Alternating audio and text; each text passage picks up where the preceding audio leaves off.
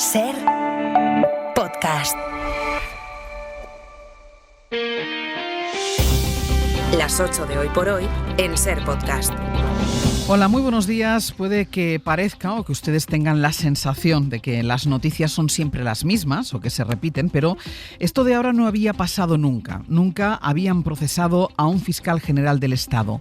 Ahora, el Supremo deja al borde del banquillo a Álvaro García Ortiz y se dispone también a procesar a la fiscal jefa de Madrid. Llegados a este punto, y si la Sala decide procesarle, solo hay una cosa que evitaría este paso inédito: que García Ortiz dimitiera, algo que dice que no va a hacer. El Supremo propone juzgar al fiscal por revelación de secretos porque entiende que fue él quien envió a la SER el correo del novio de Ayuso en el que reconocía 2 delitos de fraude. Aquel correo desmentía un bulo porque aclaraba que no era la Fiscalía la que andaba buscando un trato con el novio de Ayuso, como quiso hacer ver la Comunidad de Madrid, sino que era al revés, era el novio de la presidenta de Madrid quien admitía el delito. Pero el Supremo considera que el fiscal cometió esa revelación de secretos, que es un delito que puede implicar penas de cárcel. Es más, cree el alto tribunal que filtró el correo por indicación de la presidencia del gobierno, aunque el juez que ha instruido la causa no explica de quién fue esa supuesta indicación ni en qué pruebas se basa para concluir tal cosa. El caso es que el juez del Supremo, Ángel Hurtado, da el paso de enviar al fiscal al banquillo y recuerda que el fiscal borró su teléfono y su correo electrónico. En la Fiscalía, que es al cabo la institución que acusa el desgaste, aseguran que Álvaro García Ortiz no se va a marchar. El gobierno le defiende y apela a la presunción de inocencia. El PP, en cambio, cree que es una nueva señal de la degradación de esta legislatura y sostiene que no solo tendría que marcharse García Ortiz, sino también quien, según el Supremo, le dio la orden. Sastre, buenos días. Buenos días, Barcelona. Hoy por Hoy Noticias. Ser Podcast. Vamos a intentar centrar todos los elementos. Pedro Jiménez, buenos días. ¿Qué tal? Buenos días. Empecemos por explicar a qué conclusiones llega el juez del Supremo y sobre todo en qué se basa. Pues Ángel Hurtado considera que por indicaciones de Moncloa y para ganar el relato, el fiscal general, con ayuda de la fiscal de Madrid, puso en marcha una estrategia delictiva para desmentir el bulo que fabricó el gobierno de Ayuso de que fue la Fiscalía quien ofreció primero y frenó después un pacto para que el comisionista cerrara su causa por fraude fiscal de 351.000 euros cuando todo sucedió al revés. Ese bulo, según el juez, tenía escasa relevancia como para hacer lo que se hizo, que fue filtrar el correo con la confesión de Alberto González Amador a Moncloa para usarlo políticamente y a la SER para que lo difundiera. De la primera afirmación, Ángels, no hay pruebas, y de la segunda el juez dice que es suficiente con el borrado de móvil y de la cuenta de correo que hizo Álvaro García Ortiz, que ya dijo que lo hacía habitualmente por razones de seguridad, y con la llamada perdida del periodista de esta casa que adelantó ese correo, que supuso, según el juez, un perjuicio en la reputación y la vulneración del derecho de defensa de González Amador. Con todo esto, Pedro, el fiscal se niega a dimitir. Álvaro García Ortiz sí está convencido de que hizo lo correcto para defender a la Fiscalía frente a ese bulo y de que ahora, aferrándose al cargo, también. Y el gobierno cierra filas con el fiscal general. El ánimo de García Ortiz ha ido cambiando durante la investigación. Su entorno explica que fue un mazazo la apertura de la causa. Incluso pensó en tirar la toalla si llegaba a este escenario. Sin embargo, la recta final con las erráticas declaraciones de González Amador y de su abogado, las de los periodistas que han reconocido que conocían el contenido de la confesión antes de que él la recibiera, le han dado fuerza para continuar en el cargo, convencido de su inocencia.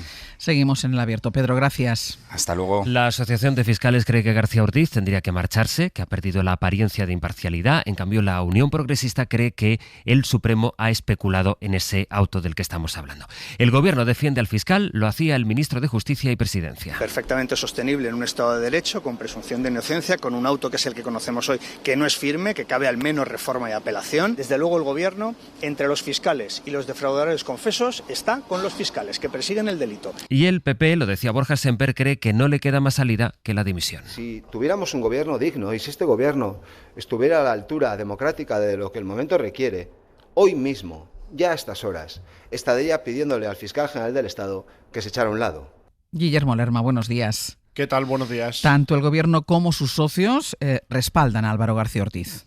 Al que consideran un servidor público ejemplar que ha tenido una actuación profesional impecable. El gobierno considera que Álvaro García Ortiz no cometió ningún delito. Es más, están convencidos de que está pagando las consecuencias de perseguirlo y por eso la idea que reiteran tanto en el PSOE como en Sumar es que para defender a la institución, en este caso hay que defender también la continuidad del fiscal. El Ejecutivo pone en cuestión abiertamente el auto del juez, al que ayer en redes sociales el ministro Óscar Puente acusó de ejercer la oposición real al gobierno. Creen que no hay ninguna prueba en toda la instrucción que justifique la decisión adoptada. Otros partidos como Izquierda Unida o Podemos hablan de lawfare y de una operación para derribar a la coalición. En la Moncloa no piensan pedir la dimisión del fiscal, ni ahora ni cuando el auto sea firme. En el Ejecutivo esperan que en la fase de juicio oral se constate su inocencia. Guille, hasta luego. Hasta luego. Vamos por semanas. Esta semana va a ser la del procesamiento del fiscal general del Estado. La semana pasada fue la de los audios de Leire Díez y su esperpéntica comparecencia ante los medios. La anterior, la semana de la amnistía. ¿Quién lo recuerda? Supimos entonces que la ponencia del Constitucional avala la ley de amnistía. Y hoy ese texto, esa ponencia va a llegar al Pleno del Tribunal. Su ponente, que es la vicepresidenta del TC, Inmaculada Montalbán, va a defender por qué cree que la amnistía sí encaja en la Constitución. Los magistrados debatirán sobre ello a final de mes. Y en cuanto a los audios, los últimos que hemos conocido no son de Leire Díez, sino los que Leire Díez llevó al PSOE en un pendrive la semana pasada y que el PSOE acabó llevando a la Fiscalía. Son audios que grabó el excomisario Villarejo de sus conversaciones con Dolores de Cospedal cuando ella era ministra de Defensa y secretaria general del partido en el gobierno del PP. Ayer escuchamos cómo Cospedal dijo del fiscal Grinda: hay que matarlo. Esta mañana podemos escuchar otro fragmento de las conversaciones entre Villarejo y Cospedal que figuran en ese pendrive y en el que Villarejo relata, esto es del año 2013, las maniobras de quien era director de la policía, de Ignacio Cosidó, para torpedear la investigación de la Gürtel. Es una información de Miguel Ángel Campos. Villarejo se queja ante Cospedal de los ataques del director de la policía, Ignacio Cosidó, pide a la ministra y secretaria general del PP que no siga por ahí porque sabe cómo Cosidó ha perseguido al investigador principal de la Gürtel, el inspector Manuel Morocho, o cómo ha vigilado a los implicados. Cospedal promete una llamada para calmar los ánimos. Que lo alucinante es que yo no sé a qué juega Cosidó, ¿eh? Cosidó quiere o destruir el PP o destruir el Ministerio del Interior. Él sabe que yo sé algunas de las instrucciones que ha dado de seguir al Morocho y a los de la Gürtel y a no sé qué, no sé cuánto, por asuntos internos, cosas que no se puede hacer en la vida. Y lo que quiero... Y no hay manera de... Porque yo sé que están haciendo ahora mismo una llamada, ¿eh? Villarejo recuerda a Cospedal que tiene línea directa con el asturiano, que es Mariano Rajoy, que siempre ha trabajado a favor del PP, y Cospedal se muestra comprensiva. Como tú sabes, yo he utilizado la línea para llegar al asturiano, para comentarle cómo iban las cosas y para decir que no entendía el por qué me estaban dando caña cuando trabajo tal. Sí, está claro, Pepe. Esta conversación fue grabada por Villarejo en septiembre de 2013 y forma parte del pendrive aportado por Leire Díez. Corrobora que Cospedal supuestamente era consciente de maniobras del PP para boicotear la Gürtel. En Extremadura, la jueza que ha instruido el caso del hermano de Pedro Sánchez considera que el líder del PSOE en esa comunidad, Miguel Ángel Gallardo, ha cometido fraude de ley al pedir a varios de sus compañeros que renunciasen a la lista para que él se pudiera convertir de pronto en diputado de la Asamblea Regional y conseguir así el aforamiento. El PSOE contesta a la jueza de Badajoz que corresponde al Tribunal Superior y no a ella calificar ese aforamiento repentino por el que tuvieron que renunciar 5 personas el mismo día para que él pudiera convertirse en diputado. La jueza cree que Gallardo ha usado las instituciones públicas en beneficio particular y esto dice Gallardo de la jueza. A mí ya me dejó de sorprender hace mucho tiempo, porque hace mucho tiempo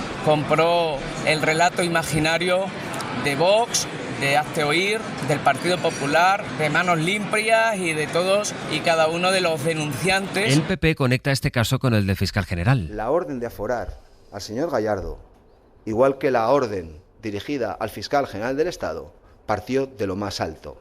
No es creíble pensar que el Partido Socialista en Extremadura hace esto y no es creíble pensar que el fiscal general del Estado se mete en semejante berenjenal sin las indicaciones expresas del presidente del gobierno. Lo que hizo también ayer Borja Semper, por cierto, fue poner distancia con los audios de Cospedal que ahora estamos escuchando. Dice que esto se produjo hace ya varios años. Y en Valencia, Compromís va a seguir dentro del grupo parlamentario de Sumar, al menos por ahora. Había riesgo de ruptura porque Sumar no ha querido llamar a comparecer a Pedro Sánchez en la comisión del Congreso que va a investigar la Dana. De forma que Compromís evita la ruptura por ahora, según acordó en su ejecutiva de ayer en Valencia, aunque van a plantear un nuevo marco de relación con el partido de Yolanda Díaz. Aseguran que es un último intento para seguir dentro de la coalición. Hoy por hoy noticias. Ser Podcast. La última hora internacional está en Ucrania, donde parece que Moscú acaba de responder a la operación Telaraña con la que Kiev golpeó a Rusia y todavía pocos datos, pero todo apunta a una operación a gran escala, ¿Bayón? Sí, ha sido una madrugada de sirenas y explosiones casi continuas en ciudades como Kharkov, Odessa y también en la capital. En Kiev, donde las imágenes muestran varios edificios residenciales y almacenes en llamas, las autoridades ucranianas hablan de una de las mayores oleadas recientes de ataques con drones sobre la capital. Se confirman por ahora 2 fallecidos, 2 personas que han muerto en una maternidad en Odessa y más de una decena de heridos en diferentes puntos del país. No van a quebrar a los ucranianos con terror, es la primera reacción, la del jefe de gabinete de Zelensky en redes sociales. En Estados Unidos, esta ha sido la 4ª noche de protestas en Los Ángeles por la deportación de migrantes de Donald Trump, que mantiene el pulso con el gobernador de California, que acusa a la Casa Blanca de autoritarismo. El gobernador, que es demócrata, se opone al despliegue militar que ha ordenado Trump en Los Ángeles. De hecho, Trump lo ha incrementado. Ha mandado a 2.000 miembros más de la Guardia Nacional y a 700 marines. La alcaldesa de Los Ángeles sostiene que la Casa Blanca está haciendo un experimento con su ciudad para ver hasta dónde puede llegar Donald Trump al asumir competencias que no son suyas. De momento, Trump ha llegado a pedir que detengan al gobernador de California, a Gavin Newsom. El domingo, cuando le plantearon la posibilidad de que le puedan acabar deteniendo, el propio gobernador Newsom respondió de esta manera, que ahora escucharán, en una entrevista a quien había lanzado esa posibilidad, al llamado zar anti-inmigración de Donald Trump. Si es un tipo tan duro, ¿por qué no me detiene? Él sabe dónde encontrarme. Pero ¿sabes qué? Que quite sus manos de encima de niñas de 4 años que solo quieren ir a la escuela. Que deje en paz a esa pobre gente que solo trata de sobrevivir, que pagan sus impuestos, que llevan aquí una década. El miedo, el horror, pero ¿quién demonios es este tipo? Ven a por mí y arréstame y acabemos con esto de una vez, tipo duro. Después de estas declaraciones, Trump dijo que había que detener al gobernador. Las protestas han empezado a extenderse a otras ciudades. Ha habido manifestaciones también en Nueva York o en San Francisco, y así es como Estados Unidos asiste a un conflicto que se extiende y con el que Trump quiere pasar página de su sonado enfrentamiento con Elon Musk. Corresponsal Sara Canals, buenos días. Buenos días. Donald Trump empezó calificándole de incompetente, Gavin Newsom de imprudente e inmoral. Pero en las últimas horas los ataques han dado paso a la acción. Newsom ha demandado a la Casa Blanca por desplegar la Guardia Nacional sin su consentimiento y Trump redobla su ofensiva con el envío de marines, una demostración de fuerza con la que pone a prueba la lealtad del ejército y desvía la atención tras su pelea incendiaria con Elon Musk. Aseguraba Gavin Newsom que las Cortes son lo único que le queda. Y denuncia que el despliegue del ejército y la amenaza de Trump de arrestarle responden a una fantasía delirante de un presidente dictatorial. Una amenaza, la de detenerle, que el fiscal general de California califica de pura palabrería por la falta de fundamentos para hacerlo. Unos fundamentos, por cierto, que el propio Trump ayer fue incapaz de enumerar. Y a preguntas de la prensa dijo que su principal crimen había sido el de convertirse en gobernador. Mientras, los miembros de la llamada Flotilla de la Libertad que querían llevar comida a Gaza han sido ya trasladados al aeropuerto Ben Gurión para expulsarlos de Israel, según el gobierno de ese país. Pablo Mora, buenos días. Hola Ángeles, buenos días. En la embarcación iban 12 personas, entre ellos un español y la activista Greta Thunberg, que denuncian que Israel les ha secuestrado para poder echarles. Y no son los únicos que lo creen. Hay una opinión ampliamente compartida de que esta detención en aguas internacionales a 110 millas náuticas de la costa de Gaza es ilegal. Jaime Rodrigo es abogado experto en Derecho Internacional Marítimo. Israel puede ejercer el control en aguas territoriales, 12 millas, o inclusive en la zona contigua. Pero esta intervención se ha producido más allá de esas 24 millas, ¿no? Y por tanto claramente es ilegal. Exteriores ha convocado al encargado de negocios de la embajada israelí para trasladar la queja formal del gobierno por este incidente. De momento la tripulación de la flotilla, como decía, se espera ahora en el aeropuerto por su deportación. El Ministerio de Exteriores israelí prevé que comiencen en las próximas horas. Advierte de quienes no acepten irse serán llevados ante la autoridad judicial para que autorice esa expulsión, y algunos se han negado, según la prensa local. Lo que también hace el gobierno israelí es ridiculizar a la flotilla, refiriéndose al barco como el yate selfie, o acusando a una de sus integrantes, a la activista sueca Greta Thunberg, de querer alimentar su ego en lugar de a los gazatíes. Pablo, gracias. A ti, hasta luego. Hoy por hoy noticias. Ser Podcast. Ayer les contamos a esta hora cómo funcionan las empresas que venden trabajos de fin de carrera a los alumnos que quieren comprarlos. Las universidades han aumentado los mecanismos de control para detectar los trabajos que hayan sido comprados. Hemos hablado con varios estudiantes que describen cómo se ha normalizado este tipo de prácticas. Laura Gutiérrez. Sí, los estudiantes están preocupados por la normalización de estas prácticas. Partiendo de la base de que es algo deshonesto y que es algo que no se debería hacer y que no tiene ningún tipo de cabida, es algo que está solamente al alcance de unos pocos. Por tanto, ahí también se está viendo y se está agravando una desigualdad. Es Íñigo Ujedo, del Consejo de Estudiantes del País Vasco, que asegura que el propio código ético de su universidad les pide honestidad y esfuerzo. Desde el Consejo de Estudiantes de Cataluña están convencidos de que estos negocios son solo un paso más en la mercantilización de la universidad dentro de un sistema desfasado. Estas empresas al final son un síntoma, ¿no?, de la mercantilización que existe en nuestro sistema universitario. Hace años que existe este sistema y ya está demostrando signos de fatiga. Los estudiantes creen que hace falta una reforma profunda para acabar con estas prácticas y poner en valor el aprendizaje, no solo el hecho de conseguir un título en papel.